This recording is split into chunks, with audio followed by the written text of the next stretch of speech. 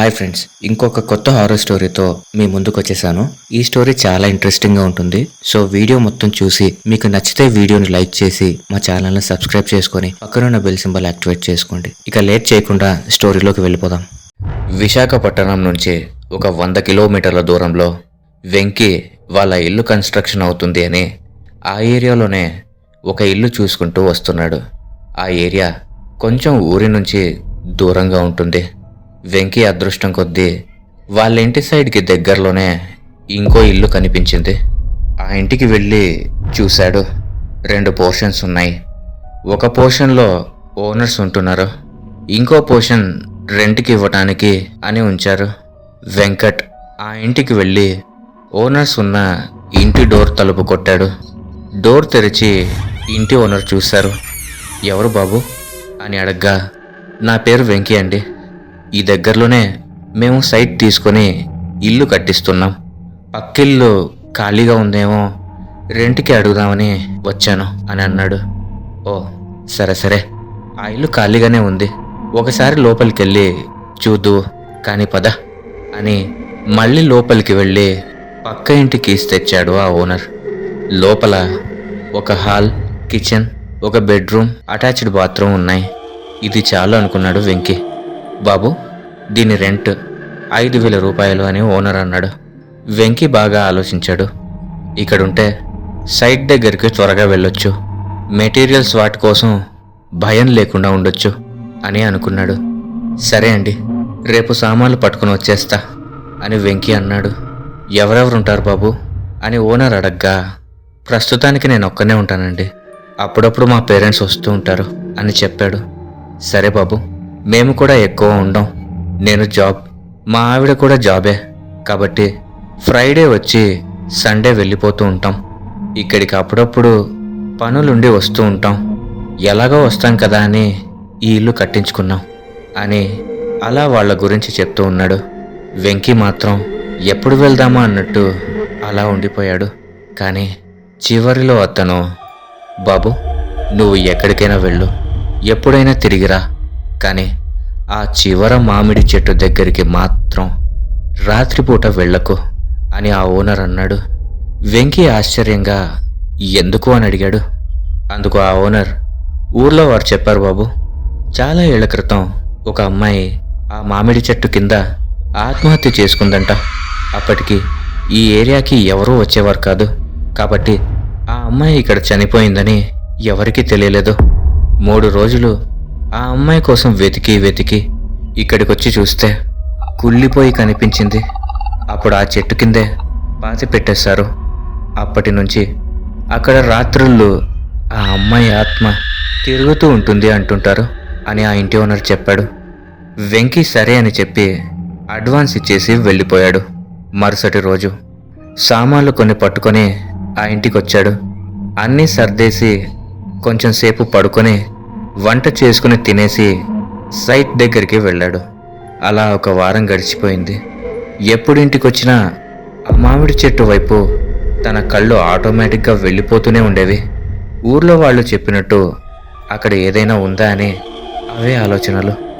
ఆ ఇల్లు ఊరికి దూరంగా ఉండడం వల్ల చీకటి పడితే ఆ ఏరియా అంతా నిశ్శబ్దంగా అయిపోతుంది.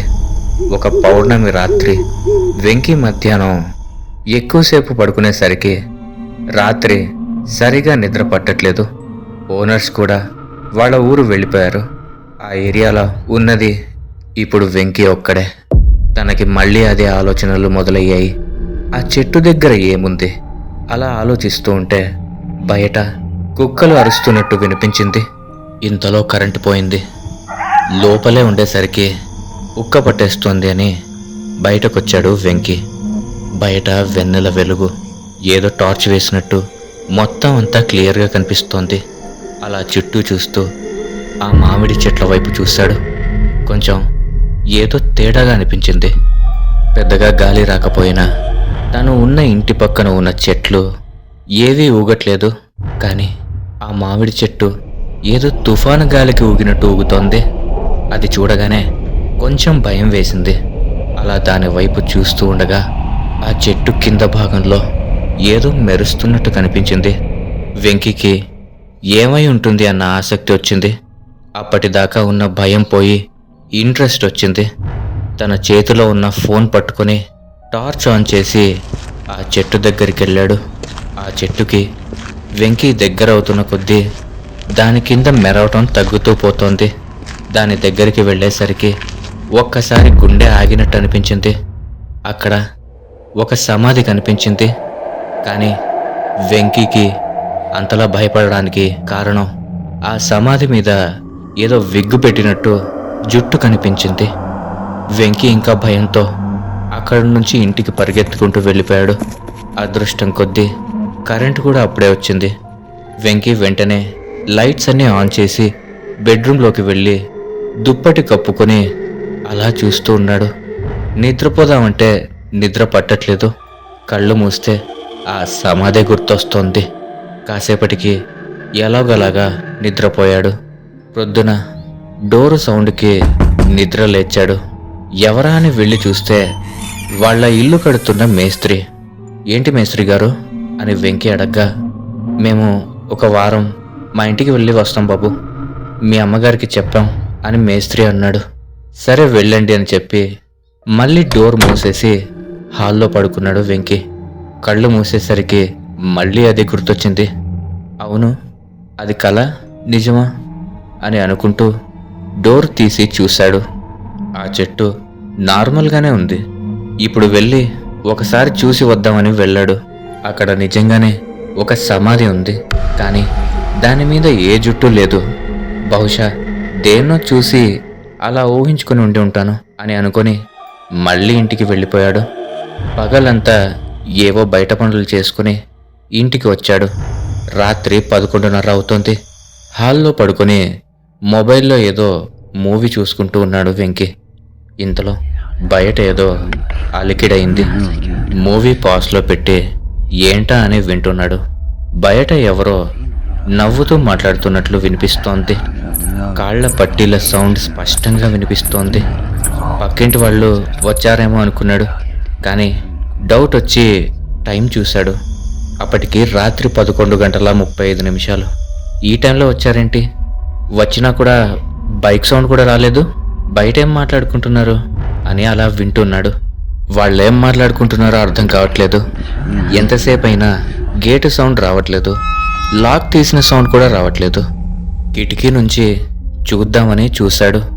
బయటంతా చీకటిగా ఉంది. ఇదంతా ఎందుకులే అని మూవీ కొంచెం సేపు చూసి పడుకుండిపోయాడు. తెల్లవారి అర్లీగా మెలకు వచ్చేసింది వెంకీకి. లేచి బయటకొచ్చి చూశాడు. పక్కనేంటి తాళం వేసే ఉంది. మెయిన్ గేట్ గడి పెట్టేసే ఉంది. వెంకీకి ఏమీ అర్థం కాలేదు. రాత్రి ఎవరో ఉన్నట్టు క్లియర్గా చప్పుళ్ళు విన్నాడు. సరేలే అని ఫ్రెష్ అయ్యి మళ్ళీ బయటికి వెళ్ళిపోయాడు. సాయంత్రం 8ంటికి ఫుల్లుగా అలిసిపోయి వచ్చాడు. బయట నుంచి పార్సెల్ తెచ్చుకొని తినేసి 9 కల్లా పడుకుండిపోయాడు. 1 గంట అయిపోయేసరికి వెంకీ గాఢ నిద్రలో ఉన్నాడు. ఉన్నట్టుండి ఊపిరి ఆడలేదు. ఎవరో గొంతు దగ్గర అడ్డేసినట్టు అనిపిస్తూ ఉంది. బెడ్ మీద నుంచి లేచి నిల్చొని అటు ఇటు చూస్తున్నాడు. చెమటలు కారిపోతున్నాయి. ముక్కు నుంచి ఊపిరి పీల్చటానికి ట్రై చేస్తున్నాడు. కానీ కుదరట్లేదు. నోటితో ట్రై చేశాడు. అయినా కుదరట్లేదు. ఇక తన పని అయిపోయింది అన్న టైంలో చిన్నగా ముక్కు నుంచి గాలి లోపలికి వెళ్ళింది. అమ్మయ్యా అనుకుంటూ మళ్ళీ ఊపిరి పీల్చుకున్నాడు. అలా కిచెన్లోకి వెళ్ళి నీళ్లు తాగాడు. ఇంతలో హాల్ దగ్గర మెయిన్ డోర్ని ఎవరో గోకుతున్నట్టు సౌండ్ వచ్చింది. నీళ్లు తాగేసి బాటిల్ని పక్కన పెట్టేసి హాల్లోకి వెళ్ళాడు. అక్కడ ఏమీ లేదు. ఇంతలో బెడ్రూమ్లోనే కిటికీలు కొట్టుకుంటున్న చప్పుడు వినిపించింది. కానీ వెంకీ బెడ్రూమ్లోని కిటికీలు పడుకునే ముందే వేసి పడుకున్నాడు. బెడ్రూమ్కి వెళ్ళి కిటికీలు మళ్ళీ వేసేశాడు. ఇంతలో హాల్లోని కిటికీలు కొట్టుకోవడం స్టార్ట్ అయ్యాయి. బయటికి వచ్చాడు. మళ్ళీ బెడ్రూమ్ నుంచి కిటికీలు కొట్టుకుంటున్న చప్పుడు వినిపించింది. వెంకీకి ఒళ్ళంతా వణకడం మొదలైంది. ఈసారి కిచెన్లో నుంచి ఒక ప్లేట్ కింద పడిన చప్పుడొచ్చింది. దాని తర్వాత ఒక బిందె పడినట్టు. అలా స్టీల్ సామాన్లన్నీ ఒకదాని తర్వాత ఇంకోటి కింద పడుతున్నట్లు సౌండ్స్ వస్తున్నాయి. వెంకీకి భయంతో ఏం చేయాలో తెలియట్లేదు. వెంటనే బెడ్రూమ్కి వెళ్ళి మొబైలు మనీ పర్స్ పట్టుకొని బయట తాళం వేసి ఊరి వైపు పరిగెత్తాడు. టైం చూస్తే 10 అవుతోంది. ఈ టైంలో ట్రాన్స్పోర్ట్ ఏది ఉండదు అని బస్ స్టాప్కి వెళ్ళి నైట్ అక్కడే పడుకొని ప్రొద్దున్నే మొదటి బస్ ఎక్కి తన ఇంటికి వెళ్ళిపోయాడు. ఇంటికెళ్ళి తన పేరెంట్స్తో జరిగింది మొత్తం చెప్పాడు. వాళ్ళు వెంకీ చెప్పింది విని ఒక కార్ బుక్ చేసుకుని ఆ ఇంటికి వెళ్ళారు. అక్కడ చూస్తే కిచెన్లో సామాన్లు ఎక్కడ పడితే అక్కడ పడి ఉన్నాయి. బెడ్రూమ్ కిటికీలు తెరిచేసే ఉన్నాయి. వాళ్ళు అక్కడి నుంచి వెంటనే ఊరి దగ్గరికి వెళ్ళారు. ఒక షాప్లో ఉన్న అతని దగ్గరే వెంకీ ఎప్పుడు సామాన్లు కొంటూ ఉంటాడు. అతని దగ్గరికి వెళ్ళి జరిగిందంతా చెప్తే అతను ఊర్లో ఉన్న మసీదుకి వెళ్ళండి, అక్కడ ఒక ఫకీర్ ఉంటాడు, అతన్ని కలవండి అని చెప్పగానే మసీద్కి వెళ్ళారు వెంకీ వాళ్ళు. ఫకీర్ వెంకీ చెప్పిందంతా విని ఆ ఇంటికి వెళ్ళాడు.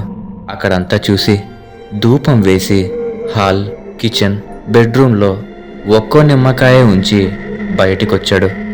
1 గంట తరువాత మళ్ళీ లోపలికెళ్ళి ఆ నిమ్మకాయల్ని తీసుకుని బయటికొచ్చాడు. వాటిని అలానే ఒక సంచిలో వేసి తీసుకెళ్ళి అదే మామిడి చెట్టు దగ్గర ఒక కొమ్మకి కట్టేశాడు. అప్పుడు చూశాడు వెంకీ ఆ చెట్టుకి అలాంటి నిమ్మకాయ సంచులు ఇంకో 3 ఉన్నాయి. అప్పుడు ఫకీర్ ఇక ఏమి ఇబ్బంది ఉండదు, ఆ చెట్టు దగ్గరికి వెళ్లకుండా ఉంటే చాలు అని చెప్పి వెళ్ళిపోయాడు. వెంకీ వాళ్ళు కూడా కొన్ని రోజులు చూశారు. అంతా నార్మల్గానే ఉండేసరికి వాళ్ళ ఇల్లు రెడీ అయ్యేంత వరకు అక్కడే ఉండి ఆ ఇంటిని ఖాళీ చేసి వెళ్ళిపోయారు.